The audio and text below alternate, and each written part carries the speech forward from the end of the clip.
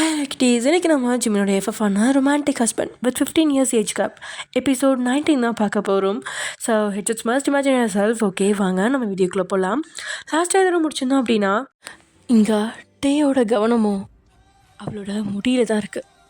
ரொம்பவே நீளமான முடி வச்சுருக்கிறவங்கள பார்த்துருக்கான் தான், ஆனால் இவ்வளோ பக்கத்தில் பார்த்ததில்ல. அந்த பட்டு மாதிரி இவ்வளோ ஷைனிங்கான அந்த முடியை பார்த்தவனோட முகம் இழகா, ஏனோ அந்த முடிக்குள்ள அவனோட விரலை நுழைக்கிற ஆசை வர, அடுத்த நிமிஷம் தான் நினைப்பி போன திசையை உணர்ந்து விதிர்த்து போகிறான். டே முகம்லாம் வேர்த்து கொட்ட, அதுக்கு மேலே அந்த இடத்துல உட்கார பிடிக்காதவனோ பட்டணத்தனோட சேர்லேருந்து எழுந்து அந்த ரூமை விட்டு வெளியே போயிட்டான். என்ன இவர் திடீர்னு தனியாக விட்டுட்டு அவர் பாட்டுக்கு போயிட்டாரு அப்படின்னு போகிற அவனையே ஒரு வித புரியாத பார்வை பார்த்த லட்சு, இப்போ நான் இங்கே உட்காரணுமா இல்லை எந்திரிச்சு போகணுமா? எந்திரிச்சு போனாலும் திட்ட தான் செய்வார். இங்கே உட்காந்துருந்தாலும் ஏதாவது காணாமல் போனால் என் மேலே திருட்டு பழியை போட்டுட்டா நான் என்ன பண்ணுவேன் அப்படின்னு பலவிதமாக யோசிக்கிறான். வேறு வழி இல்லாமல் திடீர்னு வந்து கொஸ்டின் கேட்டாலும் கேட்பாங்க அப்படின்னு நினச்சவ உடனே தான் கவனத்தை அவன் நடத்தின அந்த பாடத்தில் செலுத்த அதை படிக்க ஆரம்பிச்சிட்டா.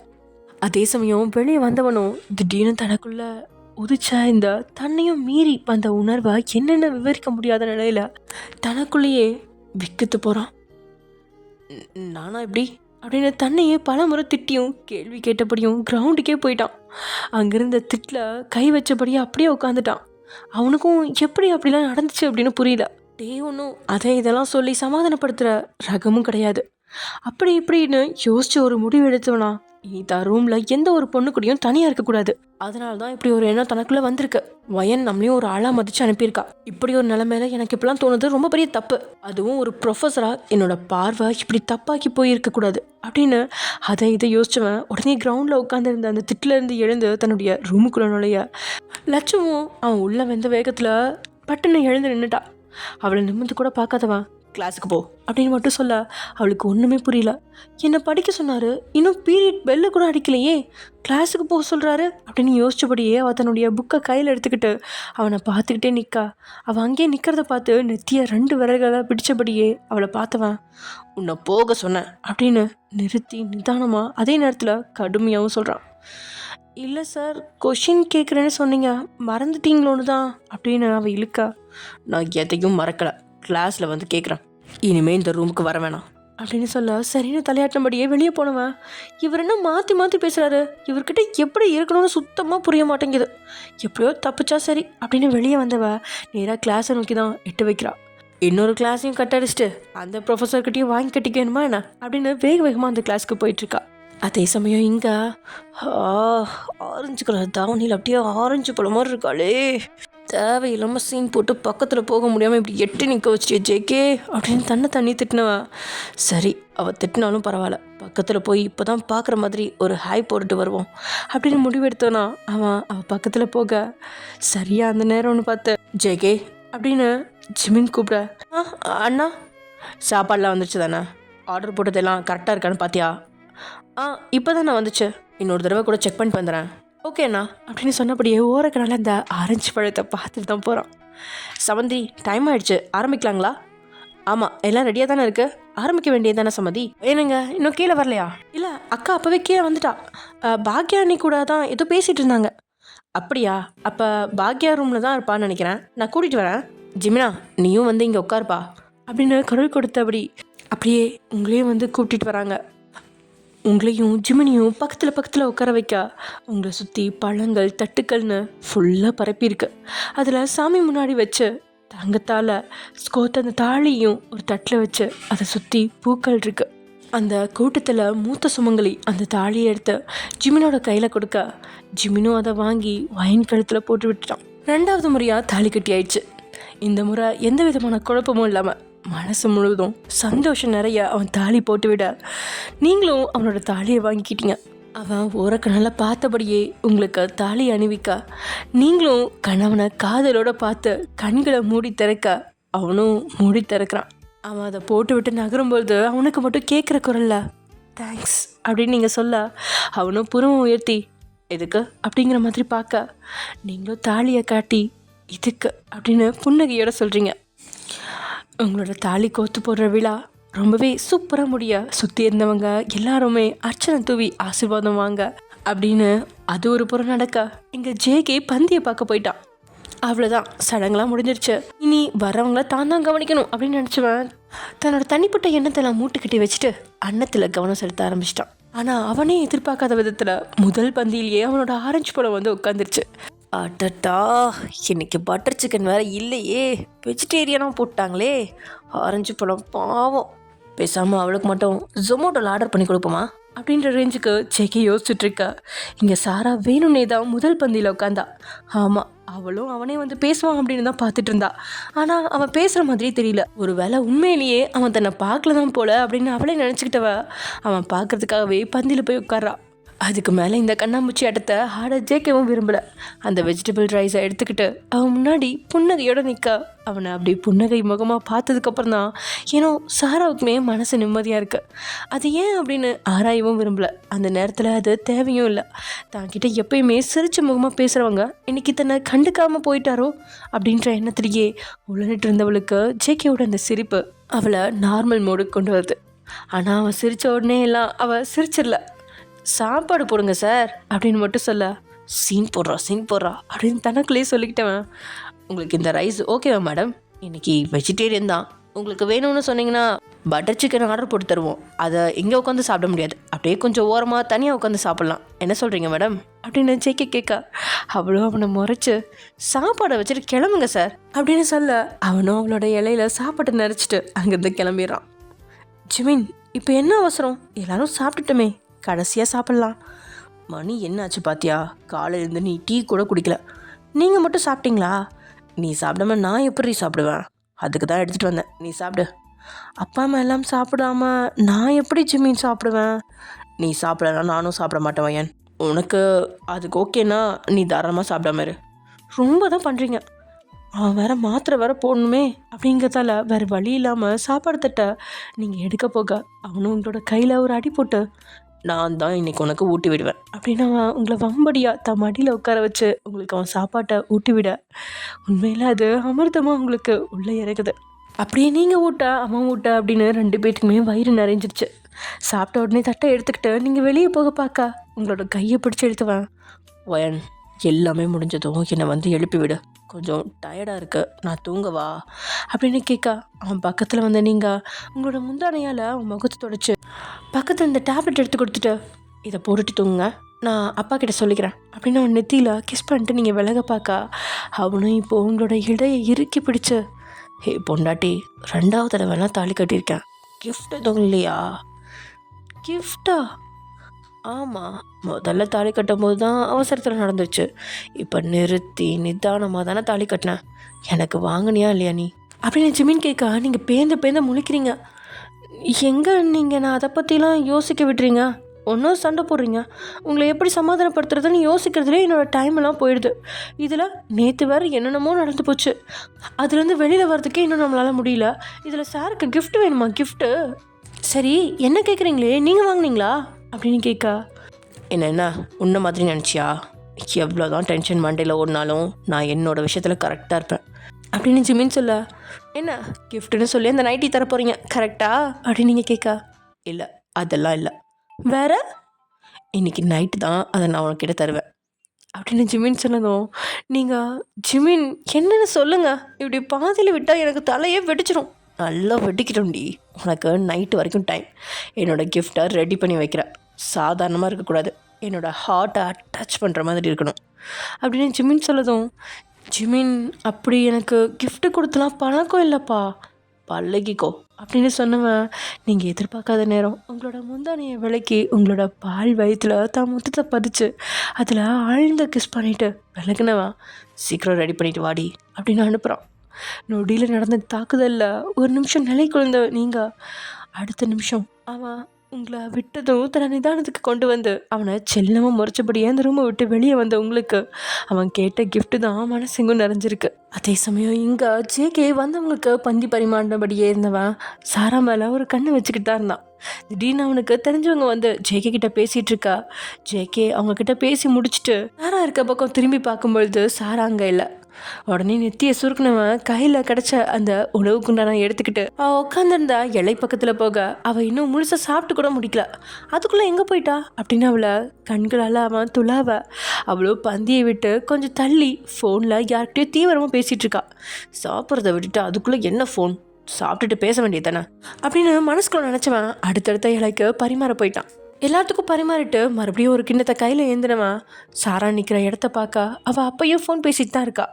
ஏன்னா அவனுக்கு சாப்பிட்றத விட்டுட்டு அப்படி என்ன ஃபோனில் பேச்சு அப்படின்னு ஒரு வித கோபம் வர எடுத்த கிண்ணத்தை கீழே வச்சுட்டு அவள் பக்கத்தில் போகவும் சாரா ஃபோனை வைக்கவும் சரியாக இருக்குது. கலக்கத்தோடனே நின்றுட்டு இருந்தவ திரும்பினதும் ஜேகே தான் நின்றுட்டுருக்கான் அவளை முறைச்சபடியே. அவன் அப்படி நிற்கவும் என்னென்னு அவள் தடுமாறி கேட்கா. சாப்பிட்றத விட்டுட்டு அப்படி என்ன ஃபோனில் உனக்கு பேச்சு, போ சாப்பிடு போ அப்படின்னு சொன்னதும் தலையாட்டினவ பேசாமல் இவன்கிட்ட ஹெல்ப் கேட்கலாமா அப்படின்னு நினச்சபடியே நிமிர்ந்தவனை பார்க்க அவனும் அவளை தான் பார்த்துட்ருக்கான். எனக்கு ஹெல்ப் பண்ணுறீங்களா? வாட், ஹெல்ப் பண்ணுமா? ஒரு எமர்ஜென்சி அப்படின்னு சுற்றி முற்றி பார்த்தவ அவனை தனியாக வர மாதிரி கூப்பிட. என்ன எமர்ஜென்சி அப்படின்னு கேட்க. என்ன ஒரு இடத்துக்கு கூட்டிகிட்டு போகணும். வீட்டில் எல்லோரும் இருக்காங்க, எப்படி போக முடியும்? அதான் எனக்கு ஒன்றும் புரியல. ஆனால் கண்டிப்பாக என் ஃப்ரெண்டுக்கு ஹெல்ப் பண்ணி ஆக்கணும். அவள் ஆபத்தில் இருக்கா. ஆபத்தா?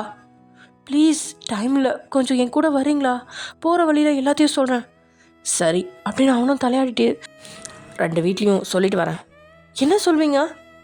இல்லை, சின்ன வேலை இருக்க, வெளியே போயிட்டு வரேன்னு சொல்லிட்டு வரேன். அப்புறம் தேடுவாங்கல்ல, உங்கள் வீட்லேயும் சொல்லிட்டு வா. எங்கள் வீட்டில் சொன்னால் விட மாட்டாங்க. அதுக்காக சொல்லாமல் வருவியா அப்படின்னு ஜிமின் கேட்கா.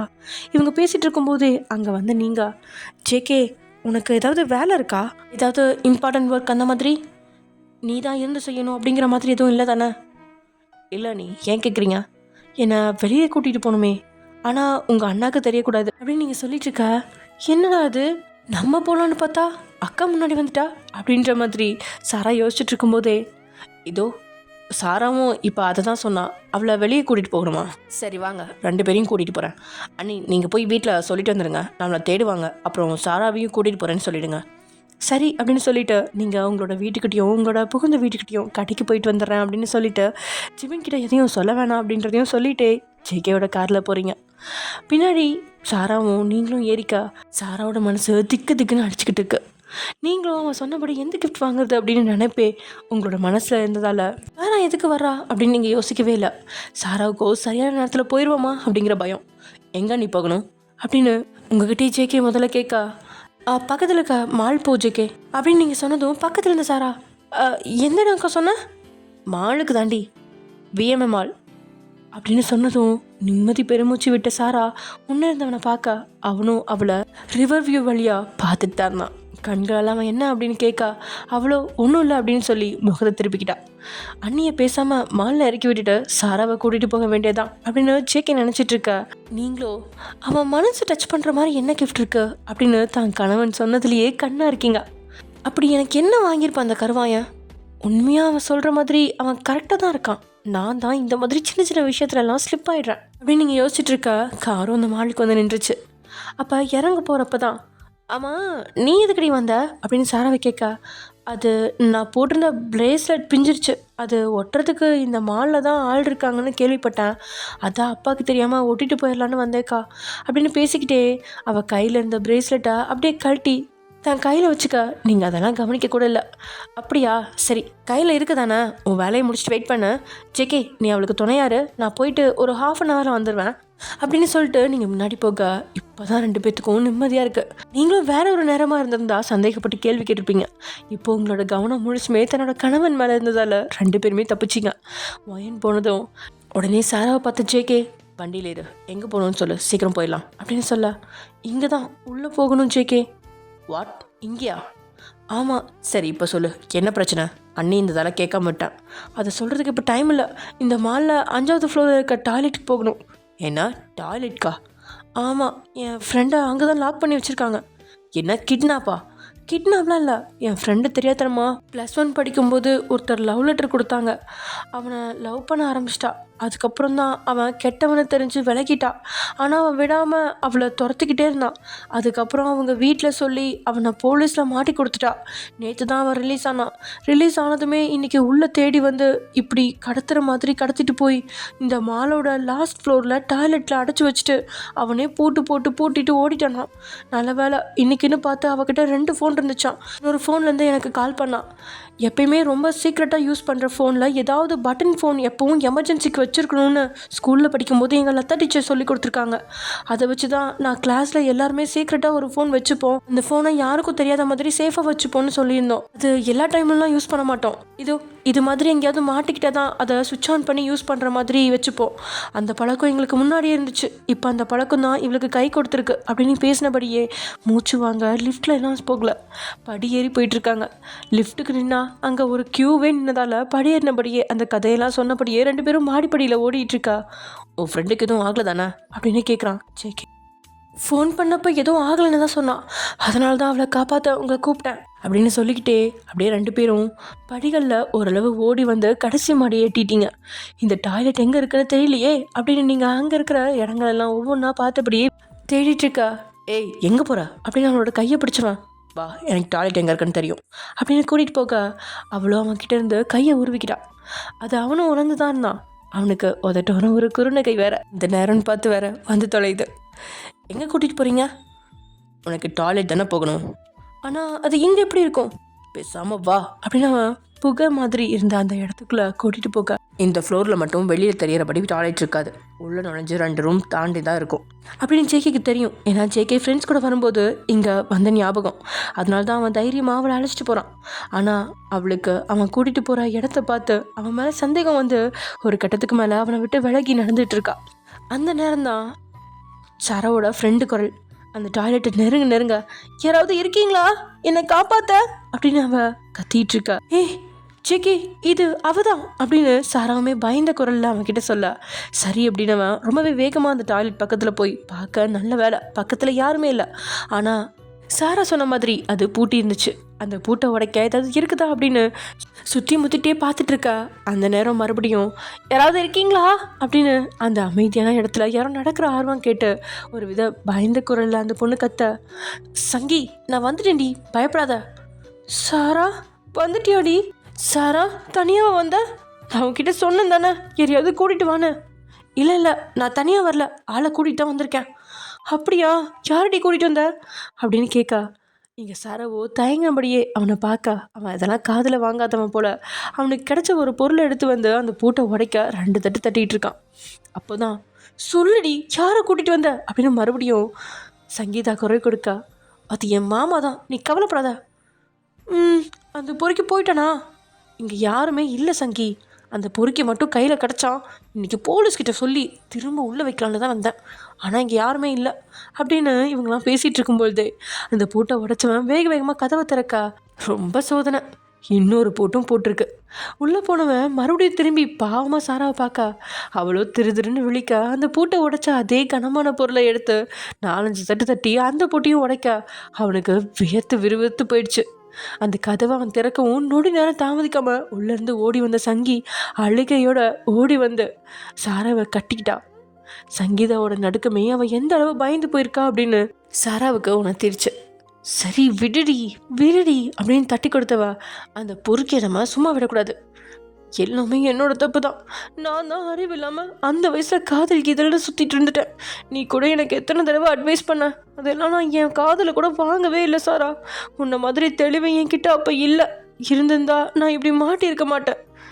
சரி விடு, என்ன பண்ணுறது, ஏஜ் அட்ராக்ஷன், அதை ஒன்றும் பண்ண முடியாதுல்ல அப்படின்னு சொன்னபடியே சாரா எதிரில் இருந்தவனை பார்க்க அவனும் தன் பேக்கெட்டில் இருந்த கர்ச்சீஃப் எடுத்து தன் முகத்தில் உள்ள வியர்வை துளிகளை தொடச்சிக்கிட்டு இருந்தவன் நிமிர்ந்து அவளை தான் பார்க்குறான். அவ்வளோ போகலாம் அப்படிங்கிற மாதிரி சைகை செய்ய அவனும் சரின்னு அவங்கள முன்னே நடக்க விட்டு இவன் பின்ன நடக்கிறான். கொஞ்சம் தூரம் போனதுக்கப்புறம் தான் சங்கீதா பின்ன வந்துட்டு இருந்தவனை திரும்பி பார்த்து, ஐயோ சாரி அண்ணா, இருந்த பதட்டத்தில் உங்களுக்கு தேங்க்ஸ் கூட சொல்ல மறந்துட்டேன், ரொம்ப தேங்க்ஸ் அண்ணா, நான் யாரோ எவ்வளோ என்னை காப்பாற்றினதுக்கு ரொம்ப தேங்க்ஸ் அப்படின்னு சங்கீதா 2 கை கூப்பி அவன்கிட்ட தேங்க்ஸ் சொல்ல, இப்படி ஜேகே கிட்ட யாரும் நடந்துக்கிட்டதில்லை அப்படிங்கிறதால அவனுக்கு சங்கடமாக இருக்கா. ஐயோ நான் என்ன பண்ணிட்டேன், ஜஸ்ட் சின்ன ஹெல்ப் தானே பண்ணேன், அதுக்கு எதுக்கு இப்படி கை கூப்பிடலாம், சாரா, இந்த பொண்ணு கையை கீழே இருக்க சொல்லு, ஒன்றும் பிரச்சனை இல்லை, நான் சாராக்காக தான் வந்தேன் அப்படின்னு அவன் சொன்னதும் மறுபடியும் சாராவோட பார்வை ஜேகே மேலே படியுது. ஆனால் அவள் எப்படி பார்க்குறா அப்படின்னு தான் இன்னும் ஜேகேவால் உணர முடியல. அந்த பார்வை முற்றிலுமே வேறாக தான் இருக்குது. சரியாக அந்த நேரம்னு பார்த்து உங்ககிட்ட இருந்து கால் வர உடனே ஃபோனை கையில் எடுத்த சாரா, அக்கா முடிஞ்சதுக்கா, நாங்கள் வந்துட்டு தான் இருக்கோம், நீ பார்க்கிங்கில் வெயிட் பண்ண அப்படின்னு சொல்லி ஃபோனை வச்சிட்டா. அக்கா வந்துட்டாலாம், பார்க்கிங் வர சொல்லிட்டேன் அப்படின்னு அவன்கிட்ட சொல்ல, வாங்க அப்படின்னு சீக்கிரம் அவங்கள அழைச்சிட்டு போய் கீழே வந்தவன் உங்களை பார்த்து, உங்களுக்கு தேவையானதை வாங்கிட்டீங்களா நீ அப்படின்னு கேட்கா. வாங்கிட்டேன் ஜேகே, வீட்டிலேருந்து கால் பண்ணாங்க சீக்கிரம் வர சொல்லி, லேட் ஆயிடுச்சான் அப்படின்னு நீங்கள் சொல்ல, சீக்கிரம் போயிடலாம் நீ அப்படின்னு அவன் காரை திறந்து உள்ளே உட்காந்துக்கா. அப்போ தான் சாரா கூட இருந்த அந்த பொண்ணை பார்த்த நீங்கள், யார் இது சாரா? என்னோடய ஃப்ரெண்டு தான்க்கா, இந்த ஷாப்பிங் வந்துருந்தா, அவள் வீட்டில் யாருமே இல்லையா, அதனால தான் நம்ம வீட்டுக்கு கூட்டிகிட்டு போகலான்னு. மாமா வீட்டுக்கு பக்கத்தில் தான் இவள் வீடும் இருக்குது. ஈவினிங் எப்படியும் இவளை கூப்பிட ஆள் வந்துடுவாங்க, ஆள் வந்ததும் இவளை அனுப்பி விடலாங்க்கா, அது வரைக்கும் இவன் நம்ம கூட இருக்கட்டும்.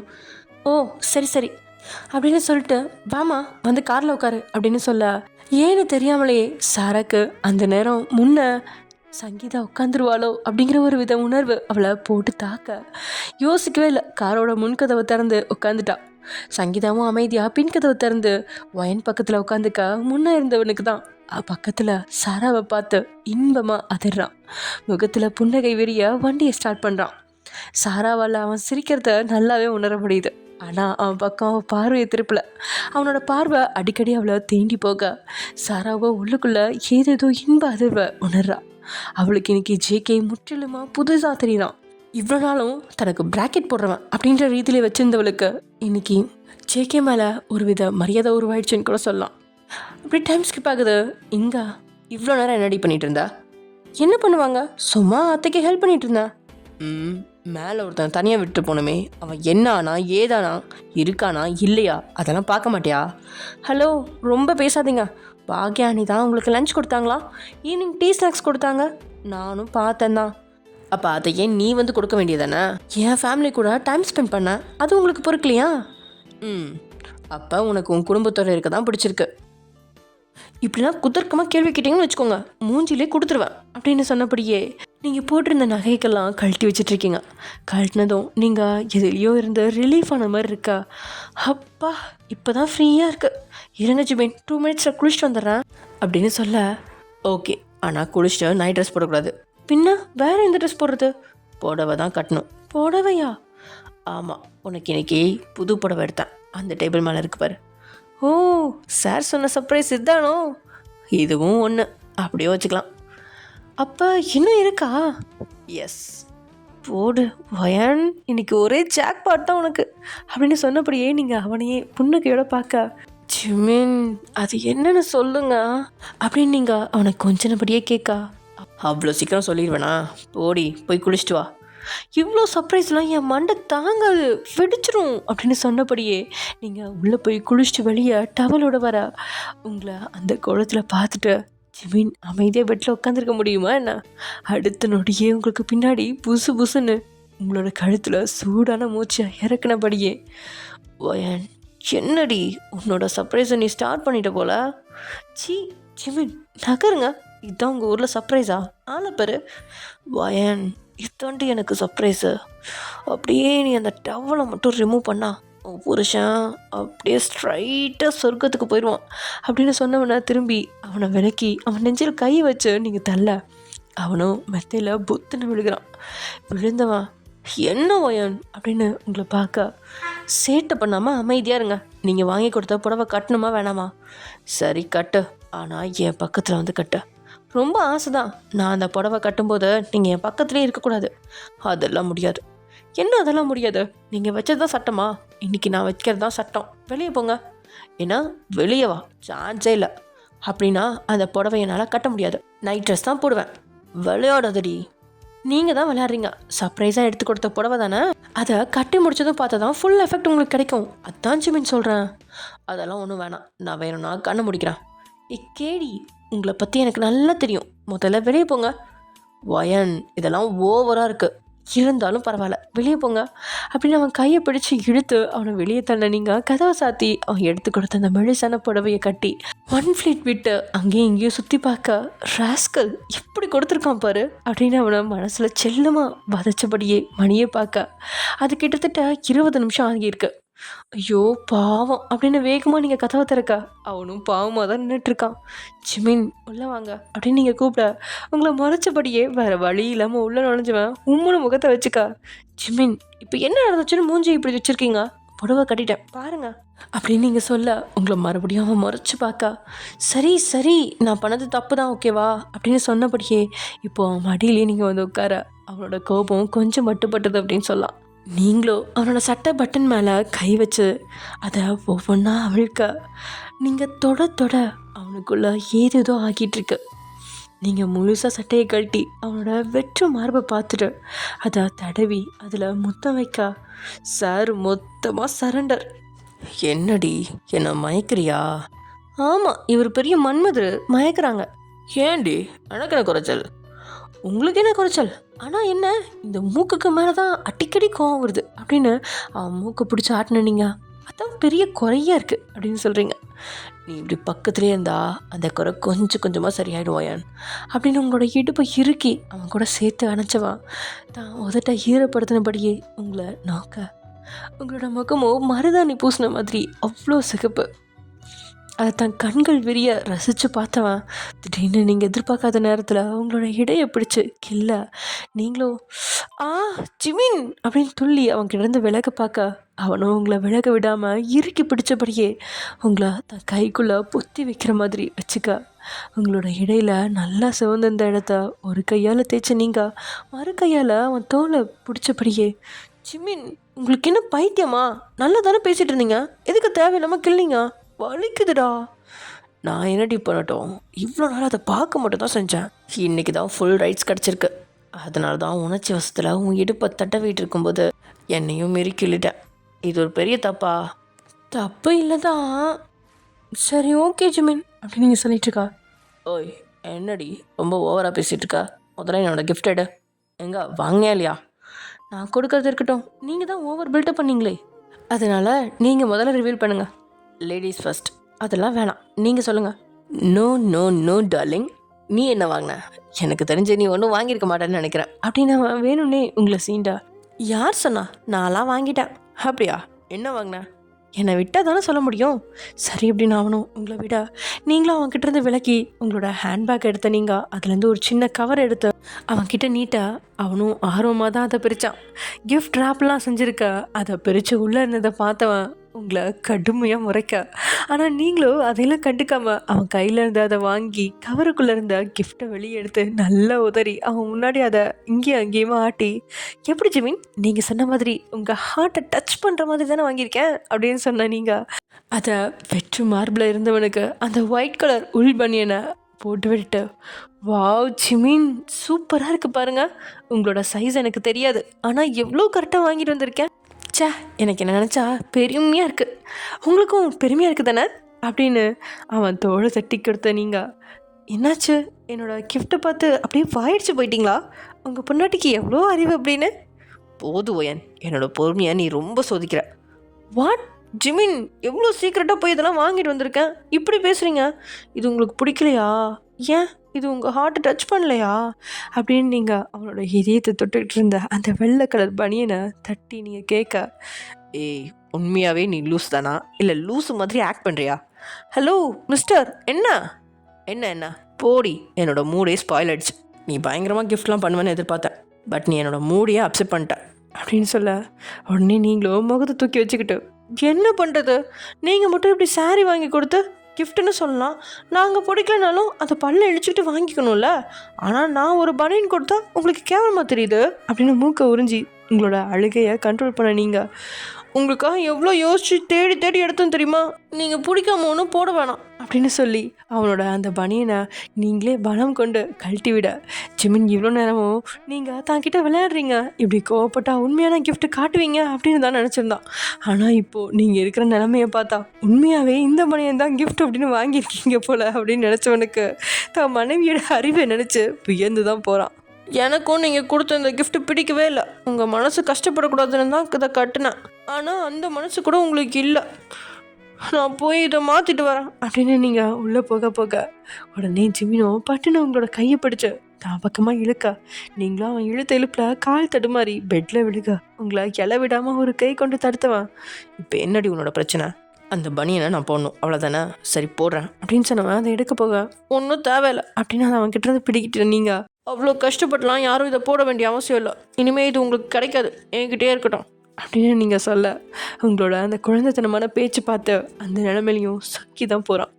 சாரி வயன் அப்படின்னு உங்களோட காது பக்கத்தில் சொல்ல, ஒன்றும் தேவையில்லை, உண்மையாகவே சாரிடி, நீ இதுதான் கிஃப்டாக வாங்கியிருப்பேன்னு என்னால் இமேஜின் கூட பண்ண முடியல. ஜஸ்ட் என்னை ப்ராங்க் பண்ணுறேன்னு நினச்சி தான் இவ்வளோ நேரம் உங்ககிட்ட கோபப்படுற மாதிரி நடித்தேன். கடைசியில் நீ உண்மையாகவே இதுதான் கிஃப்ட்டுன்னு வாங்கிட்டு வந்திருக்கேன்னு நினைக்கும் போது தான் அப்படியே புல்லரிச்சிருச்சு. என்ன கிண்டல் பண்ணுறீங்களா? ஏய் உண்மையாகவே ஒயன், இங்கே பாரு, நீ இன்னொரு கிஃப்ட் தருவேன்னு தான் எதிர்பார்த்தேன். என்னோடய ஒயன் கொடுத்த கிஃப்ட்டு எனக்கு எப்படி பிடிக்காமல் போகும் அப்படின்னு பேசினபடியே நைஸாக உங்களோட கையில் இருந்த அந்த பனியனை இவன் கைக்கு மாற்றினவன் வேணும்னே அதை சுற்றி சுற்றி பார்த்து ஆச்சரியப்படுற மாதிரி முகத்தை மாற்றி, வாவ் இந்த ப்ராண்டாக வாங்கிட்டு வந்த, நான் இதுதான் வாங்கணும்னு ரொம்ப நாள் நினச்சிட்டு இருந்தேன், நீயே வாங்கிட்டு வந்துட்ட அப்படின்னு உங்களை பெருமையாக பேச உங்களோட முகமும் கொஞ்சம் கொஞ்சமாக மாறுது. அதான் உங்களுக்கு பிடிக்கலையே? யார் சொன்னாங்க? ரொம்ப பிடிச்சிருக்கு, போட்டிருந்தப்ப எவ்வளோ கம்ஃபர்டபுளாக இருந்துச்சு தெரியுமா, நான் கூட இவ்வளோ பர்ஃபெக்டான சைஸில் வாங்கிட்டு வந்திருக்கவே மாட்டேன் அப்படின்னு ஜிமின் வெளியே சொல்லிட்டு, டேய் ஜிமினா அடிச்சு விடு, உன்னோட நிலைமை இப்படியாடா ஆகணும் அப்படின்னு மனசுக்குள்ளே புலம்பிகிட்டு இருக்கான். சரி அதை போடுங்க, இப்போயாவது என்னோட அருமை உங்களுக்கு தெரிஞ்சுதே. அப்போவே போட்டிருந்தேனே வயன், நாளைக்கு வேலைக்கு போகும்போது போட்டுக்கிறேன், இப்போ எதுக்கு வயன் இதெல்லாம் அப்படின்னு சொன்னவன் இப்போது உங்களோட காலுக்கு பக்கத்தில் உட்காந்து உங்களோட பிஞ்சு பாதங்களை தன் கையில் ஏந்தி அதில் கிஸ் பண்ணபடியே உங்களோட பாதம் முழுவதுமே எச்சில் செய்ய அவன் கொடுத்த முத்தத்தில் நீங்கள் இப்போது அவன் வசத்தில் விடுங்க ஜிமின் கூசுது அப்படின்னு சொல்ல, இன்னைக்கு நீ எவ்வளோ வேலை பார்த்துருக்க, உனக்கு கால் வலிக்கும் தானே ஒயன், நான் அமுக்கி விடுறேன் அப்படின்னு சொன்னவன் உங்களோட ஒரு காலை எடுத்து தான் தோல் மேலே போட்டுக்கிட்டவன் உங்களுக்கு காலை அமுக்கி விடுறது தான் தன்னோட கடமை அப்படிங்கிற மாதிரி முகத்தை வச்சுக்கிட்டு அமுக்கி விட, முதல்ல நீங்களும் அக்கறையாக அமுக்கி விடுறான் அப்படிங்கிறது தான் நினச்சிங்க. அதுக்கப்புறம் தான் அவன் என்ன வேலை செய்கிறான் அப்படிங்கிறது புரியா. பொறுக்கி என்ன பண்ணுற, கையெடு, இருடி, உனக்கு கால்லாம் எவ்வளோ வலிக்கும் அப்படின்னு சொன்னவன் மெதுவாக உங்களோட புடவையை விளக்குனபடியே அமுக்கிக்கிட்டே வர அவங்களோட மென்மையான இடங்களில் அவன் கைப்படவும் ஒரு கட்டத்துக்கு மேலே அவன் கையை தட்டி விட்டு எழுந்து உட்காந்து, நீங்கள் இதுக்கு தான் சார் வேகமாக கால் அமுக்கி விட வந்தீங்களோ, ஃப்ராடு போடா. ஜிமினோ தான் தெத்துப்பல் தெரிய அழகாக சிரிச்ச, ஆமாம் இப்போ என்னடி ஓவராக போயிட்டுருக்க, நீ என் பொறுமைக்கும் ஒரு எல்லாம் இருக்குது பார்த்துக்கோ அப்படின்னு சொன்னவன் உங்ககிட்ட அமைதி வழியெல்லாம் சரிப்பட்டு வராது அப்படின்னு நினச்சவன் ஒரு முடிவெடுத்தனா இனி அதிரடி வழி தான் அப்படின்னு தனக்குள்ளேயே சொன்னவன் அடுத்த நொடி உங்களோட கீழ் ஊத்துட்ட வன்மையாக கடிச்சு இழுக்க அவனோட திடீர் தாக்குதலில் அவன்கிட்ட இருந்து நீங்கள் விலக பார்க்க அவனும் இன்னும் வன்மையை கூட்டி அந்த இதழ்களை முழுசாக ஆக்கிரமிச்சிட்ருக்கான். ஒவ்வொரு தடவையும் அவன் கிஸ் பண்ணும்போது கூட உங்களை புது உலகத்துக்கு இழுத்துட்டு போயிடுறான். இத்தனை கிஸ் பண்ணியும் அவனோட அந்த ஒவ்வொரு முத்தமும் தனி சுகத்தை தான் உங்களுக்கு கொடுத்துட்ருக்கு. ஜிமினிக்குவே ஒவ்வொரு முறை அந்த ஆரஞ்சு சூளை இதில் கடிக்கும்போது புது சுவையாலையா இருக்குது. அவனோட கிஸ் பண்ணுற வேகம் தாங்க முடியாமல் நீங்களும் அவனோட பின்னந்தலையில் உங்களோட கைகளை கோர்த்து அப்படி இறுக்கி பிடிக்க அது அவனை இன்னும் தான் உங்களை முட்டி மோதி கிஸ் பண்ண வைக்குது. போதும் அப்படின்னு நீங்கள் அவன்கிட்ட இருந்த முத்தத்தை அங்கேயும் இங்கேயும் திருப்பி தப்பி போக நினச்சாலும் அவன் உங்களை விட்டுற மாதிரியே இல்லை.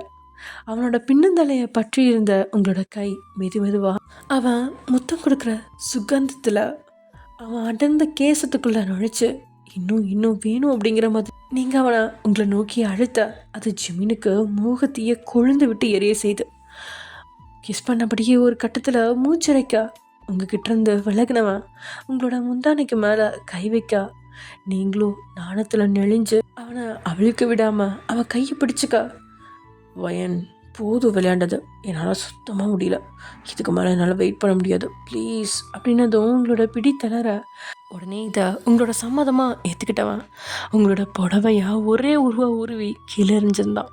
உங்களோட மேலாடை போனதுமே உங்களோட அழகை பார்த்து எப்பயும் போல் இப்பயும் சொக்கி மயங்கினவன், எப்படி இவ்வளோ அழகாக இருக்கா ஒயன், அப்படி எல்லா இடமும் உனக்கு செதுக்கி வச்ச மாதிரி இருக்குது தெரியுமா அப்படின்னு என்னோட பார்வை உங்களோட வனப்பில் எங்கெங்கேயோ மேயுது.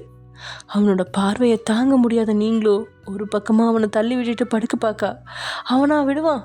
எங்கடி போறா அப்படின்னு சொன்னவன் மறுபடியும் உங்களை திருப்பி தன்னுடைய கண்ணுக்கு உங்களை விருந்தாக்குனவன்.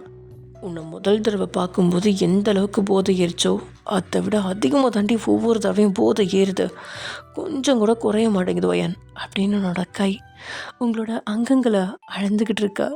நீங்களும் நாணத்தில் செவந்து அவன் கையை தட்டி விட போக சிரிப்போடைய மறுபடியும் உங்களோட அங்கத்தை பற்றினவன் டேஸ்ட் பண்ணவா வயன். நான் முடியாதுன்னு சொன்னால் நீங்கள் விடவா போகிறீங்க? சத்தியமும் நான் விட மாட்டேன்டி. அப்புறம் எதுக்கு கேள்வி?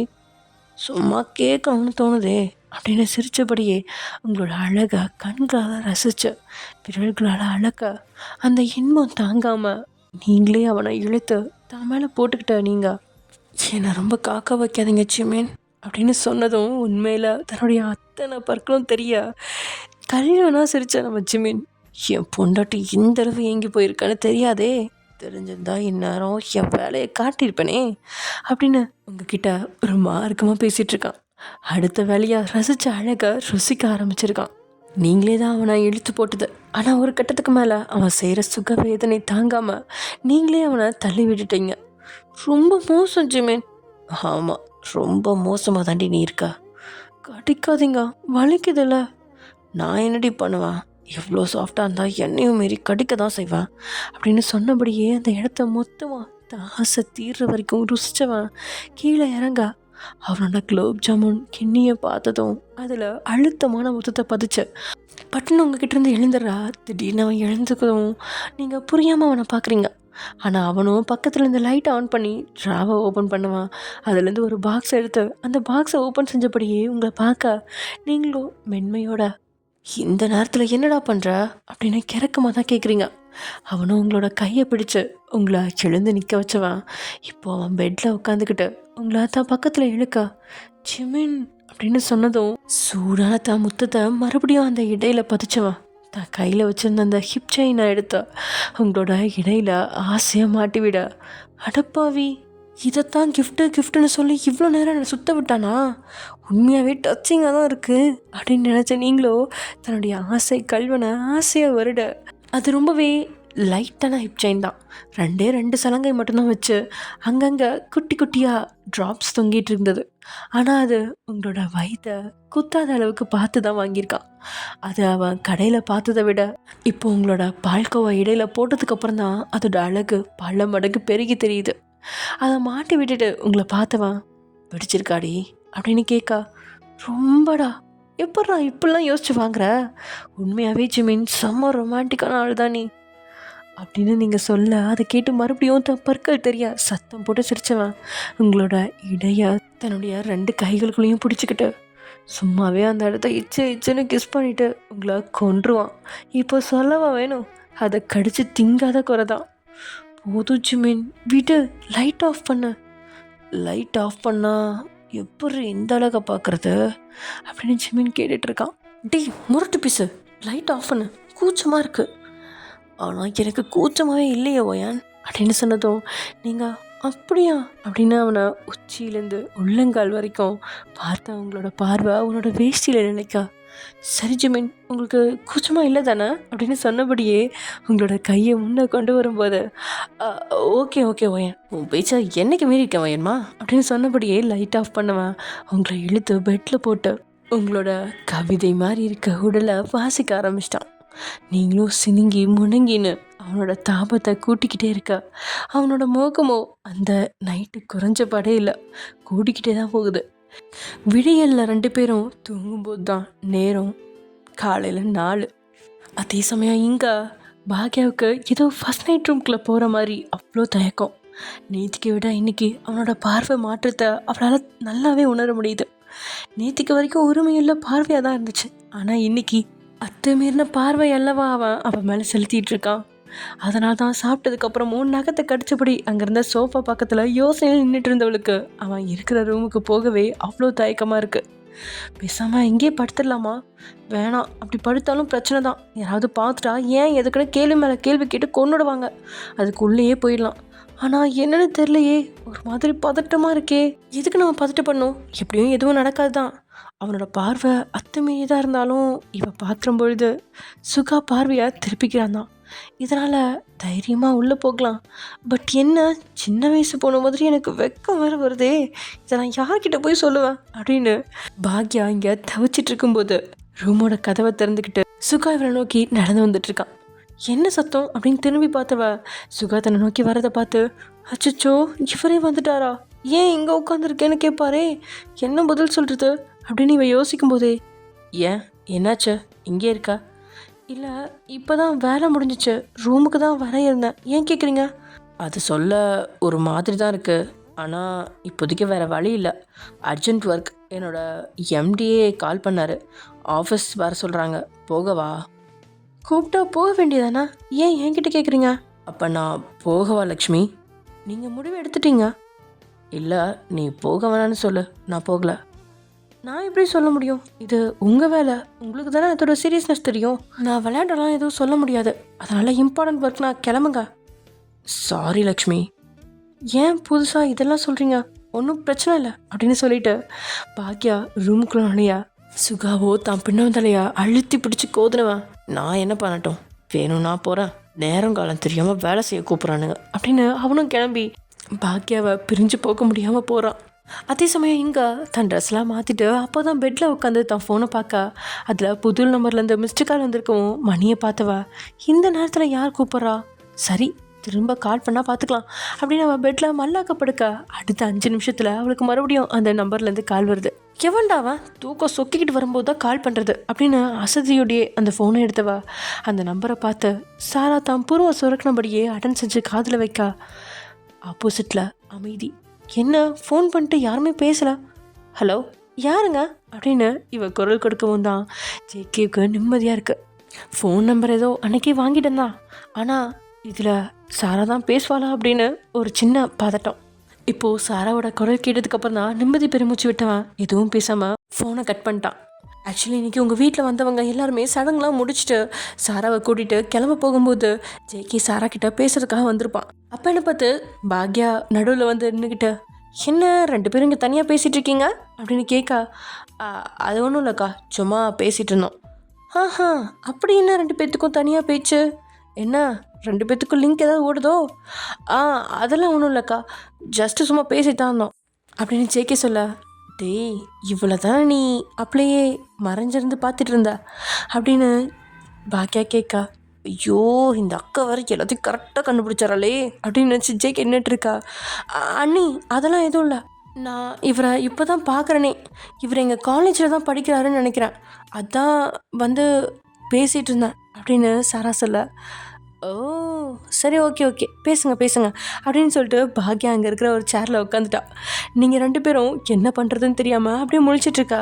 அக்கா என்ன பண்ணுற நீ போ அப்படின்னு சொல்ல.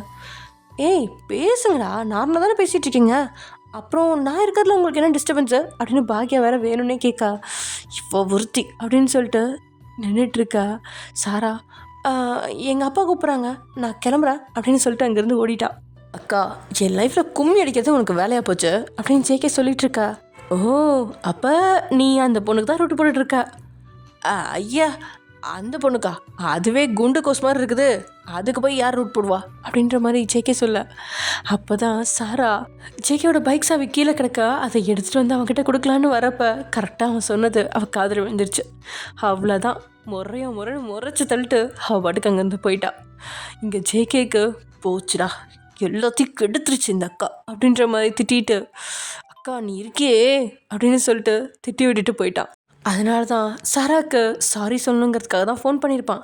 ஆனால் ஏனோ தெரில, அது அவள் நம்பர் தானா அப்படின்னு கன்ஃபார்ம் பண்ணிவிட்டு காலை கட் பண்ணிட்டான்.